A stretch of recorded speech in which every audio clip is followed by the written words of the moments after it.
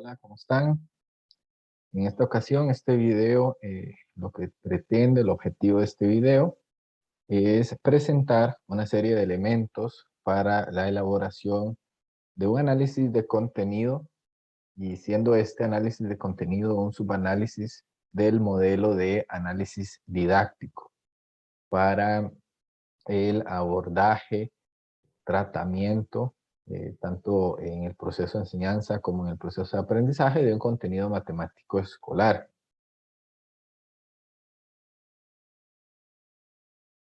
El análisis de contenido, según Gómez, es un análisis de las matemáticas propiamente escolares.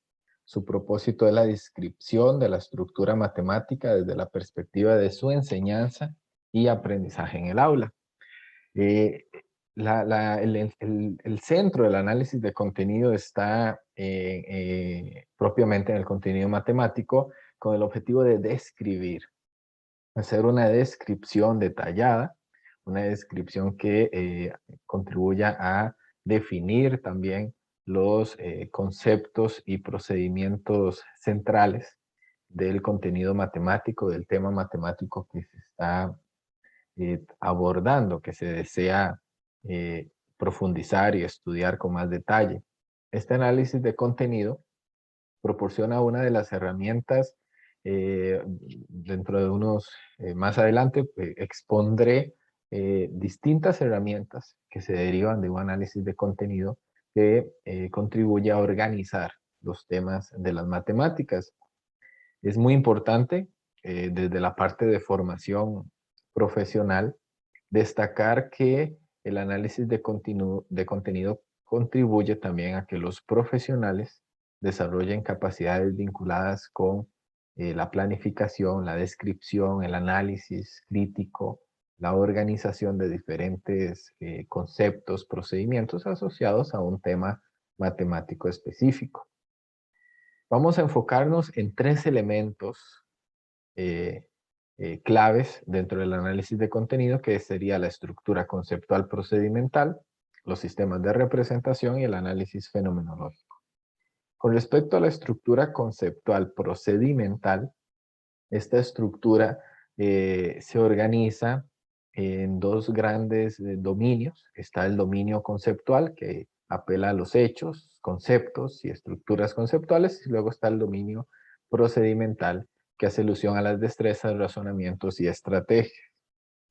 Veamos cada una de ellas. Con respecto a la estructura conceptual, constituye una herramienta para el análisis que permite la descripción de los conceptos en sus distintos niveles y las relaciones que se pueden establecer entre ellos. La estructura conceptual no solamente es un listado de conceptos, no es solamente enumerar o enlistar los conceptos, sino también cómo se encuentran asociados, cómo se pueden establecer conexiones entre estos conceptos dentro de una estructura matemática. Es un proceso, definir una estructura conceptual es un proceso que inicia con la identificación de los conceptos y de algunas de sus relaciones. ¿Y de dónde? ¿De dónde podríamos identificar los conceptos? Muy importante reconocer que el estudio de un determinado programa escolar, por ejemplo, un programa de matemática escolar de un sistema educativo, de ahí se derivan ciertos conocimientos, ciertos objetivos que se pretenden alcanzar para determinados temas matemáticos y de ahí logro identificar los conceptos y así organizar la estructura conceptual del tema matemático en cuestión. Dentro de la estructura conceptual se distinguen tres niveles de conceptos, que serían los hechos, los conceptos propiamente dichos, y las estructuras conceptuales. Con respecto a los hechos, estas son las unidades más pequeñas de información de un determinado tema matemático. Pueden ser relacionados con términos. Términos no necesariamente son definiciones, sino términos, eh, notaciones simbólicas, alguna simbología específica para el tema, convenios matemáticos. y resultados. Muchas veces esos resultados son derivados de propiedades matemáticas del concepto, de postulados, de teoremas, de, de resultados propiamente que se derivan de la matemática como tal y que son resultados que se definen eh, de una manera de convenio dentro de la matemática escolar. Esos serían los hechos, unidades muy pequeñas, y estos hechos contribuyen luego a definir los conceptos. Entonces, muchas veces un concepto se define o se describe a partir de una regularidad, particularidad de un hecho o una relación entre un grupo. El concepto admite un modelo o una representación y se designan o se denotan con signos o símbolos. Muchas veces un concepto matemático tiene también su simbología, se le atribuye una simbología específica. Y finalmente las estructuras conceptuales es, es un objeto mayor, un sistema complejo de interrelaciones entre distintos conceptos. Y muchas veces esos conceptos incluso están interrelacionados con otros hechos. Eh, la estructura conceptual viene a unir conceptos, a sugerir formas de cómo estos conceptos se relacionan. Vienen a establecer un orden también de niveles de, de los conceptos y establecer también no solamente el orden o la relación, sino aquellos conceptos también incluso que no se pueden relacionar, que quedan conceptos también aislados. Entonces la estructura conceptual vendría a definir un conjunto de conceptos relacionados entre sí y estos conceptos que a su vez se definen por hechos. Con respecto a la estructura procedimental, se distinguen tres niveles diferentes de estos procedimientos, que serían las destrezas, los razonamientos y las estrategias. Con respecto a las destrezas, estas tienen que ver con las relaciones que el docente identifica en el análisis de contenido. Estas relaciones entre los conceptos o relaciones entre diferentes representaciones del mismo concepto. Por ejemplo, la representación gráfica y simbólica de una función. Es una destreza el pasar de una representación a otra. Las transformaciones también de las expresiones de un concepto dentro de una misma representación. Por ejemplo, completar cuadrados como un procedimiento para transformar una forma simbólica de la función cuadrática en otra forma también simbólica. Entonces, las destrezas tienen que ver con eh, acciones más directas también y evidentes en el quehacer del sujeto, en el quehacer del estudiante, en este caso, sobre la manipulación o el uso de un determinado concepto matemático. Las destrezas es algo visible, algo que se puede ejecutar, algo observable. La destreza es una acción muy directa y muy concreta que realiza un sujeto para resolver determinada tarea. Los razonamientos. Ya los razonamientos describen ya capacidades, muchas veces capacidades que no necesariamente son observables. El razonamiento involucra muchas veces la conexión no solamente entre dos conceptos o representaciones, sino entre una conexión más amplia y compleja entre los conceptos dentro de una misma estructura conceptual o dentro de diferentes sistemas de representación. Por ejemplo, la relación entre el foco y la directriz de la parábola en la representación gráfica de la función cuadrática. El razonamiento apela entonces a eh, competencias, procesos matemáticos que eh, definen cierto accionar de un sujeto, de un estudiante, a medida que está resolviendo una tarea matemática, eh, que trasciende más allá de lo observable. Razonamiento que muchas veces incluso no es una acción directa o inmediata, sino que se va construyendo a lo largo de una secuencia de tareas o de una secuencia de clases o a lo largo de toda una unidad didáctica, los razonamientos son esos niveles procedimentales más complejos. Las destrezas, a diferencia de las destrezas, que son acciones más directas e inmediatas del sujeto. Los razonamientos muchas veces se prolongan más de una vez, o sea, no solamente en el momento que está resolviendo la tarea o en una clase, sino que se va desarrollando a lo largo de toda una unidad didáctica, por ejemplo, a lo largo de todo el aprendizaje de un tema matemático. Y las estrategias, estas se definen a partir de lo que se espera que un estudiante ejecute sobre los conceptos o las representaciones de los conceptos o las relaciones entre esos conceptos. Las estrategias operan ya dentro de toda una estructura conceptual y suponen cualquier tipo de procedimiento que pueda ser ejecutable, o sea, que se pueda ejecutar, llevar a la práctica, cuenta, claro, las relaciones y los conceptos implicados. Entonces las estrategias vienen a definir como cierta metodología de abordar, de trabajar dentro de una estructura conceptual, ya que hayan ciertas estrategias o modelos estratégicos ya definidos que se puedan definir dentro de una estructura conceptual. Estos serían entonces los tres niveles de la estructura procedimental. Pasemos ahora a un segundo elemento para la elaboración de un análisis de contenido, que serían los sistemas de representación. Las representaciones, según Castro y Castro, las representaciones son las notaciones simbólicas o gráficas específicas para una noción, un concepto, un significado, mediante las que se expresan los conceptos y procedimientos matemáticos, así como sus características y propiedades más relevantes. Importante que las representaciones no solamente expresan conceptos, como también expresan procedimientos.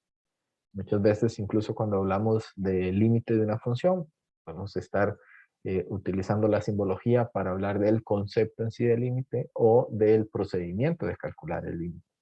Entonces, una simbología puede tener una de ambas naturalezas, ya sea una naturaleza conceptual o procedimental, o ambas. Distintas representaciones de un mismo contenido matemático enfatizan también diferentes aspectos de la estructura conceptual de ese contenido. Importante acá destacar que hay un contenido matemático específico y dentro de ese contenido matemático específico puedo definir una o varias estructuras conceptuales. Y dentro de esas estructuras conceptuales, entonces existe la posibilidad de establecer distintas representaciones. Y esas distintas representaciones contribuyen a la estructuración, valga la redundancia, de esa estructura conceptual. O sea, a la organización, a la definición, al, eh, a la construcción de esa estructura conceptual. Entidades como curricularmente muy importantes, como la NCTM, recomienda que los estudiantes construyan y usen representaciones para organizar, registrar y comunicar ideas matemáticas, seleccionar, aplicar y traducir representaciones matemáticas para resolver problemas, y usar las representaciones para modelar e interpretar fenómenos físicos, sociales, matemáticos. Con respecto a los sistemas de representación, un sistema ya es un conjunto de reglas que nos permiten operar y manipular las representaciones en cuestión. En primer lugar, permite identificar o crear signos con la finalidad de operar sobre esos conceptos, y por otro lado también permite establecer relaciones entre los mismos. Hay distintos sistemas de representación, para mencionar algunos, acá coloco estos 5, muy conocidos: simbólicos, numéricos algebraicos, un sistema verbal, un sistema de representación gráfica, un sistema de representación tabular, y podríamos incluso ser más, em, hilar aún más fino y definir sistemas de representación también más, que tengan otra naturaleza. Sin embargo, podemos definir estos 5 así a grosso modo.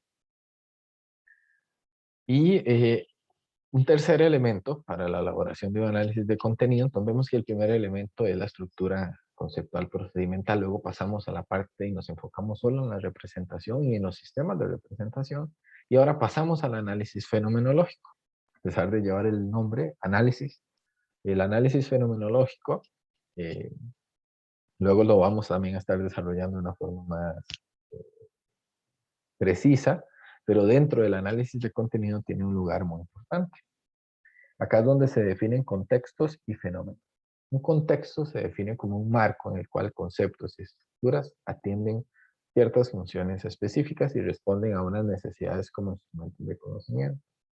La naturaleza de los contextos se puede clasificar, podemos hablar de contextos reales o semirreales, contextos físicos o contextos matemáticos. Un contexto vendría a ser aquí un, un grupo de,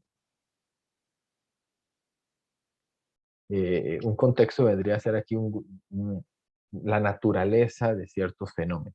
Puede ser de naturaleza real, o naturaleza matemática, o naturaleza ficticia. Cuando hablamos de esta terminología, estamos hablando de la naturaleza del concepto, del contexto como tal. Ya fenómenos, fenómenos son situaciones o problemas particulares que dan sentido a un contexto, un contenido matemático. Cada fenómeno se organiza siguiendo un contexto. Hay fenómenos que también pueden ser ficticios, pueden ser fenómenos propiamente matemáticos o de alguna ciencia en particular, o fenómenos situados en contextos reales, ya sean estos sociales, económicos, cotidianos. Los fenómenos vendrían a organizar situaciones y problemas que dan sentido a un determinado contenido. El análisis fenomenológico consiste en una descripción de esos fenómenos asociados a un contenido matemático y la relación que se puede establecer entre esos fenómenos dentro de la estructura conceptual y procedimental. Este análisis comienza por delimitar eh, una serie de situaciones donde tiene uso y significado un concepto matemático. Aquellas también en los que estos muestran su funcionalidad, o sea, donde son funcionales, donde para determinado concepto, contenido matemático, encontramos un fenómeno que le da sentido, una función a ese concepto. Cañadas y Gómez presentan una serie de preguntas que pueden orientar el desarrollo de análisis fenomenológico. Por ejemplo, ¿qué fenómenos dan sentido al contenido matemático? ¿En qué situaciones está presente el contenido matemático? ¿Para qué se utiliza el contenido matemático? ¿Y por qué problemas da respuesta? ¿Qué características comparten los fenómenos? ¿Y qué contextos permiten organizar en sí todos esos fenómenos? Es muy importante que el análisis fenomenológico nos viene a eh, situar el contenido matemático escolar, el cual estamos profundizando su estructura conceptual, su estructura procedimental, donde estamos estudiando sus representaciones. El análisis fenomenológico viene a decir un por qué, para qué y dónde y cuándo tiene sentido este contenido matemático. Finalmente están los focos de contenido. Los focos de contenido ayudan a organizar, eh, a organizar todo ese bloque conceptual del contenido matemático. Viene a organizar en focos prioritarios los contenidos de un bloque o de un tema del currículum del programa escolar de matemáticas. Y así poder ver su extensión dentro de ese programa y su complejidad.